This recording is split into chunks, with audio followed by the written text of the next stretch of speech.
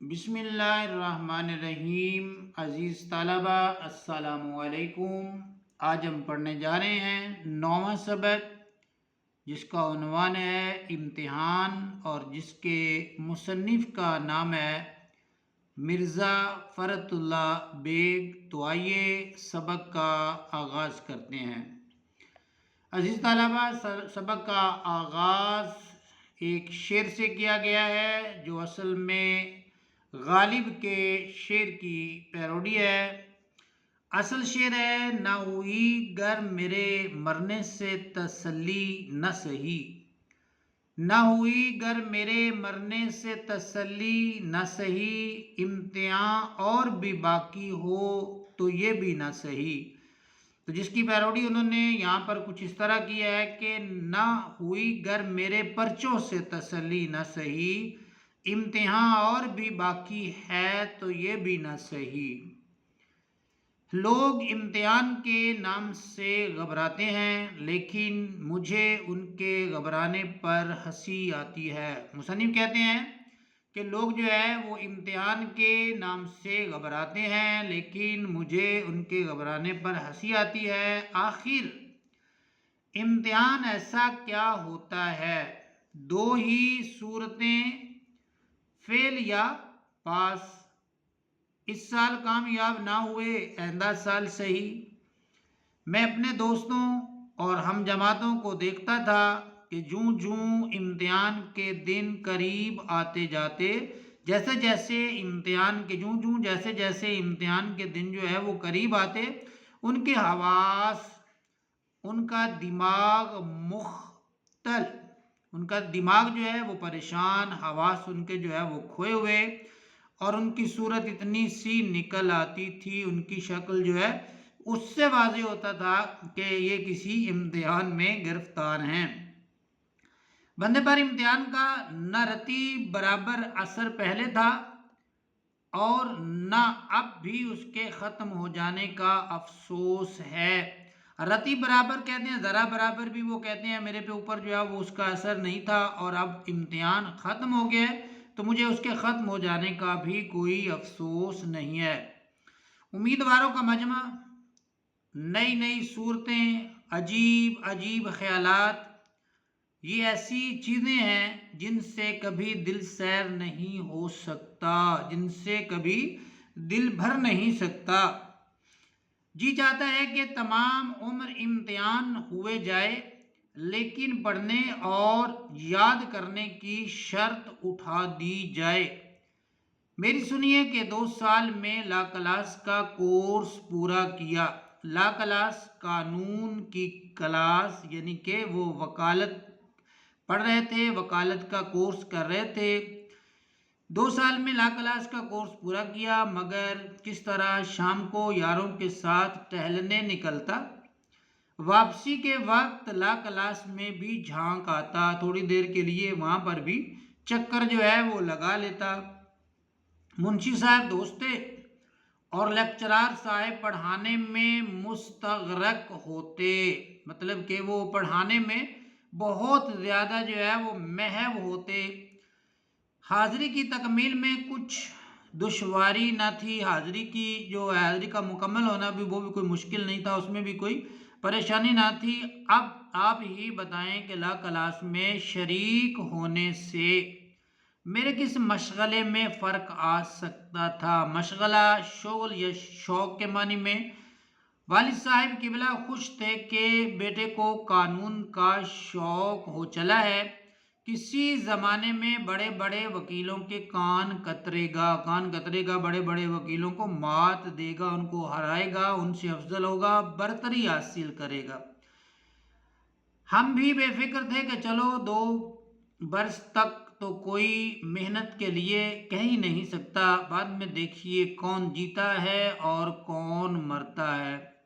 لیکن زمانہ آنکھ بند کیے گزر جاتا ہے۔ 2 سال ایسے گزر گئے جیسے ہوا۔ لا کلاس کا صداقت نامہ بھی مل گیا۔ اب کیا تھا؟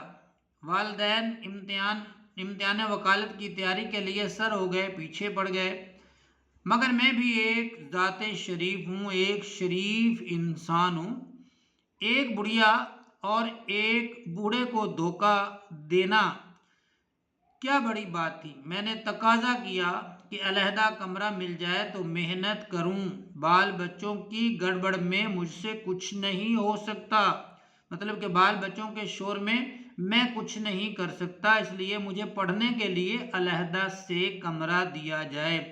چند روز اسی ہیلے سے ٹال دیے گزر گئے، لیکن آخر کب تک؟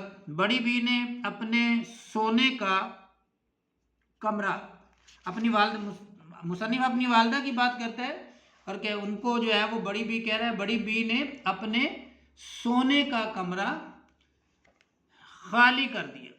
اب میں دوسری چال چلا، دروازے میں شیشے تھے، ان پر کاغذ لگا دیا جو شیشے تھے ان کے اوپر، لیمپ روشن کر کے آرام سے 7 بجے سے سو جاتا اور صبح 9 بجے اٹھتا۔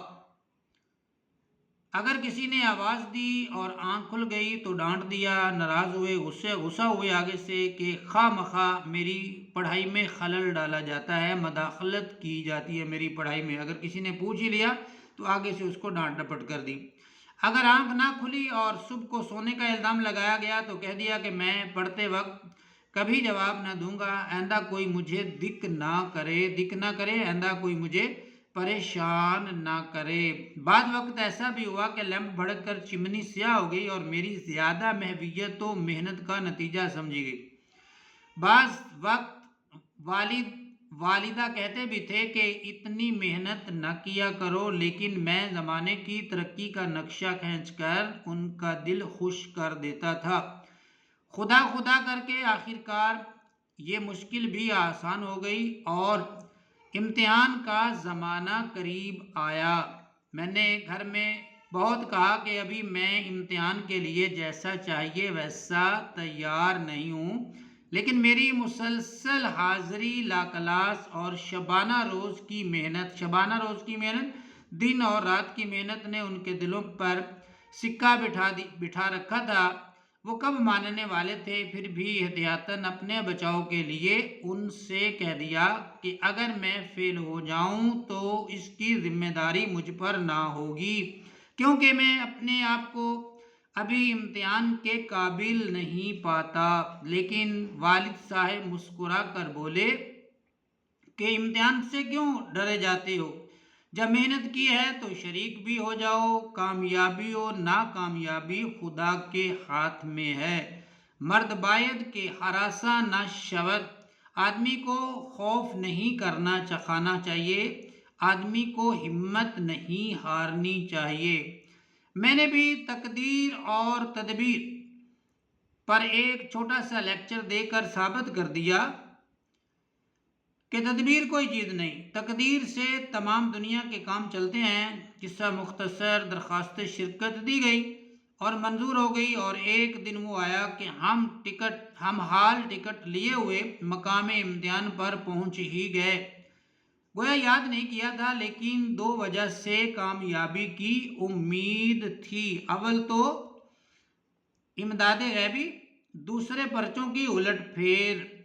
شاید وہ حضرات جو امتحان میں کبھی شریک نہیں ہوئے اس مضمون کو نہ سمجھے، اس لیے ذرا وضاحت سے عرض کرتا ہوں۔ امداد غیبی سے مراد امیدواران امتحان کی اصطلاح میں وہ مدد ہے جو ایک کو دوسرے سے یا کسی نیک ذات نگران کار سے عند المواقع کہتے ہیں موقع کی مناسبت سے، عند المواقع کتاب سے پہنچ جاتی ہے۔ پرچوں کی الٹ پھیر گو بظاہر مشکل معلوم ہوتی ہے، لیکن تقدیر سب کچھ آسان کر دیتی ہے۔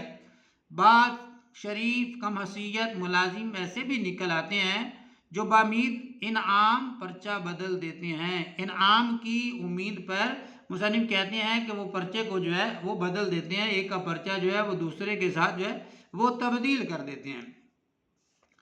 بامید انعام پرچہ بدل دیتے ہیں، یہ ضرور کہ اس سے ایک محنت کرنے والے کو نقصان پہنچ جاتا ہے، لیکن تدبیر و تقدیر کا مسئلہ جیسے اس کارروائی میں حل ہوتا ہے دوسری کسی صورت میں حل نہیں ہوتا۔ اس کے علاوہ اور بھی صورتیں ہیں، لیکن وہ بہت کم پیش آتی ہیں، اس لیے ان پر بھروسہ کرنا نادانی ہے، بے وقوفی ہے۔ خیر آمد برسر مطلب، ہمیں اپنے مطلب کی بات پر آنا چاہیے۔ 9:45 بجے گھنٹی بجی اور ہم بسم اللہ کہہ کر امتحان کے کمرے میں داخل ہوئے۔ یہاں ایک بہت خلیق اور ہنس مکھ نگران کار تھے، مجھے جگہ نہیں ملتی تھی۔ میں نے ان سے کہا کہ وہ میرے ساتھ ہو لیے، جگہ بتائی اور بڑی دیر تک ہنس ہنس کر باتیں کرتے رہے۔ میں سمجھا چلو بیڑا پار ہے، اللہ دے اور بندہ لے۔ ٹھیک 10 بجے پرچہ تقسیم ہوا۔ 10 بجے جو ہے وہ پرچہ جو ہے وہ تقسیم ہوتا ہے۔ میں نے پرچہ لیا، سرسری نظر ڈالی اور میز پر رکھ دیا۔ تھوڑا سا وہ کہتے ہیں اس کو میں نے دیکھا اور پھر جو ہے اس کو میز کے اوپر جو ہے وہ رکھ دیا۔ لیکن یہ ضرور کہوں گا کہ پرچہ پڑھنے کے بعد جیسا میرے چہرے پر اطمینان تھا، سکون تھا، شاید ہی کسی کے چہرے پر ہوگا۔ خود تو اس پرچے کے متعلق اندازہ نہ کر سکا، لیکن نگران کار صاحب کو یہ کہتے ضرور سنا کہ پرچہ مشکل ہے۔ میں کئی مرتبہ اول سے آخر تک اس کو پڑھ گیا، لیکن یہ نہ معلوم ہوا کہ کس مضمون کا ہے۔ جواب کی کاپی دیکھی، اس کے آخر کی ہدایتیں پڑھیں، صفحہ اول کی خانہ پوری کی اور کھڑا ہو گیا۔ گارڈ صاحب فوراً ہی آئے۔ میں نے ان سے کہا کہ جناب یہ پرچہ کس مضمون کا ہے؟ وہ مسکرائے، زبان سے تو کچھ نہ بولے مگر پرچے کے عنوان پر انگلی رکھ دی۔ اس وقت مجھے معلوم ہوا کہ اصول قانون کا پرچہ ہے۔ دل کھل گیا، میں نے بھی قلم اٹھا کر لکھنا شروع کر دیا، کیونکہ اصول کے لیے کسی کتاب کے پڑھنے کی ضرورت تو ہے ہی نہیں۔ اس مضمون پر ہر شخص کو رائے دینے کا حق حاصل ہے۔ ایک مقنن، ایک قانون دان جو ہے، ایک قانون بنانے والا ایک اصول قائم کرتا ہے، دوسرا اس کو توڑ دیتا ہے۔ کیا وجہ ہے کہ ہم اپنی رائے کو کسی دوسرے کی تجویز کا پابند کریں؟ میں نے اپنے برابر والے سے پوچھنے کی کوشش بھی کی، کچھ ادھر ادھر نگاہ بھی دوڑائی، مگر گارڈ صاحب میری حالت کو کچھ ایسے تاڑ گئے کہ ہر وقت بلائے ناگہانی کہتے ہیں اچانک آنے والی مصیبت کی طرح سر پر ہی کھڑے رہتے تھے۔ ذرا میں نے ادھر ادھر گردن پھیری اور انہوں نے آواز دی کہ جناب اپنے پرچے پر نظر رکھیے۔ جب دوسرے لوگوں سے مدد ملنے کی توقع، امید وہ جو کہتے ہیں منقطع ہو گئی، تو میں نے دل میں سوچا کہ چلو ان گارڈ صاحب سے ہی پوچھیں۔ میں کھڑا ہو گیا، وہ آئے، میں نے دریافت کیا کہ جناب اس دوسرے سوال کا کیا جواب ہے؟ وہ مسکرائے اور کہا کہ مجھے معلوم نہیں۔ میں نے کہا کہ یہ برابر والے بڑے زور سے لکھ رہے ہیں، ان سے پوچھ دیجئے، اور اگر آپ کو دریافت کرتے ہوئے پوچھتے ہوئے لحاظ آتا ہے تو ذرا ادھر ٹہلتے ہوئے تشریف لے جائیے، میں خود پوچھ لوں گا۔ مگر وہ کب ہلنے والے تھے، قطب ہو گئے، ایک جگہ پہ جم گئے، کھڑے ہو گئے۔ ان کا مسکرانا پہلے تو اچھا معلوم ہوتا تھا، لیکن پھر آخر میں تو زہر ہو گیا۔ میں واللہ سچ کہتا ہوں، واللہ اللہ کی قسم میں سچ کہتا ہوں کہ اگر تمام عمر میں قلبی نفرت مجھے کسی سے ہوئی ہے تو انہی صاحب سے ہوئی ہے۔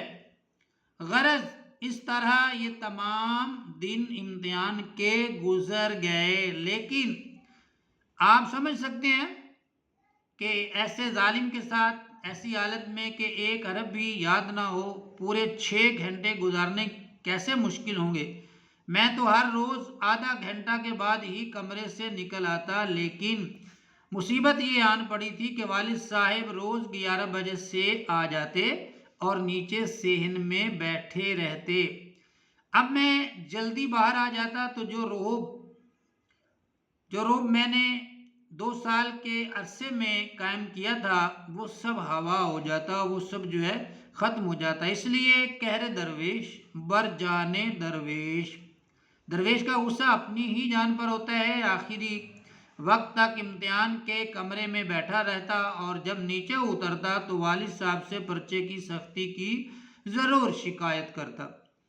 وہ بھی میری تشفی کے لیے، میری تسلی کے لیے ممتحن کو بہت کچھ برا بھلا کہتے، لیکن ان کو یہ خیال ہو گیا تھا کہ کچھ ہی کیوں نہ ہو میرا بیٹا کامیاب ضرور ہوگا۔ امتحان ختم ہوا اور امید نمبر 1 اور 2 کا خون ہو گیا۔ اب ممتحنوں کے پاس کوشش کی سوچی۔ والد صاحب ایک زبردست چٹھی سفارش کی لے کر ایک صاحب کے پاس پہنچے۔ وہ چٹھی دیکھ کر بہت اخلاق سے ملے آنے کی وجہ دریافت کی۔ والد نے عرض کیا کہ خادم زادہ، خادم کا بیٹا اس سال امتحان میں شریک ہوا ہے، اگر آپ کوشش کریں تو یہ خانہ زاد ہمیشہ ممنون رہے گا، آپ کا احسان مند رہے گا۔ وہ بہت ہنسے اور دوسرے لوگوں سے جو سلام کو حاضر ہوئے تھے فرمانے لگے، یہ عجیب درخواست ہے، ان کا بیٹا تو امتحان دے اور کوشش میں کروں۔ بندہ خدا او خدا کے بندے، اپنے لڑکے سے کہو کہ وہ خود کوشش کرے۔ بیچارے بڑے میاں ایسے نادم ہوئے، ایسے شرمندہ ہوئے کہ پھر کسی کے پاس نہ گئے۔ کچھ عرصے کے بعد نتیجہ بھی شائع ہو گیا، نتیجہ بھی نکلا اور کم ترین، اور اپنے کو وہ کہتا ہے جملہ مضامین میں بدرجہ اعلیٰ فیل ہوا، یعنی کہ تمام مضامین میں اعلیٰ درجے میں وہ فیل ہو گیا۔ خبر نہیں کہ وہ کون سے بھلے مانس ممتحن تھے کہ انہوں نے 2 نمبر بھی دیے، باقی نے تو 0 ہی ڈالا۔ والد صاحب کو بہت رنج ہوا، نمبروں کی نقل حاصل کی اور بالآخر یہ رائے قرار پائی کہ کسی بدمعاش چپراسی نے بدل دیے، ورنہ ممکن تھا کہ برابر 3 گھنٹے لکھا جاتا، برابر 3 گھنٹے لکھا جاتا اور 0 ملتا۔ مجھے بھی تعجب تھا، حیرانی تھی۔ میں نے پرچے کچھ ایسے برے نہیں کیے تھے۔ میں نے یہ جوابات والد صاحب کو بھی سنائے، انہوں نے بہت تعریف کی، ممتحنوں کو بہت برا بھلا کہا، میری اشکشوئی کی، میرے آنسو صاف کیے، پوچھے اور فرمایا بیٹا کوئی گھبرانے کی بات نہیں، اس سال نہیں آئندہ سال صحیح، آخر کہاں تک بے ایمانی ہوگی، 100 دن چور کے تو 1 دن شاہ کا، خیر جو کچھ ہوا سو ہوا، 1 سال کی فرصت تو مل گئی۔ عزیز طلبہ، یہ تھا مرزا فرت اللہ بیگ کا سبق جس کا عنوان تھا امتحان۔ تو ہمارا سبق جو ہے وہ مکمل ہوا، انشاءاللہ ملتے ہیں نیکسٹ ویڈیو کے ساتھ، تب تک کے لیے اپنا بہت سا خیال رکھیے گا، اللہ حافظ۔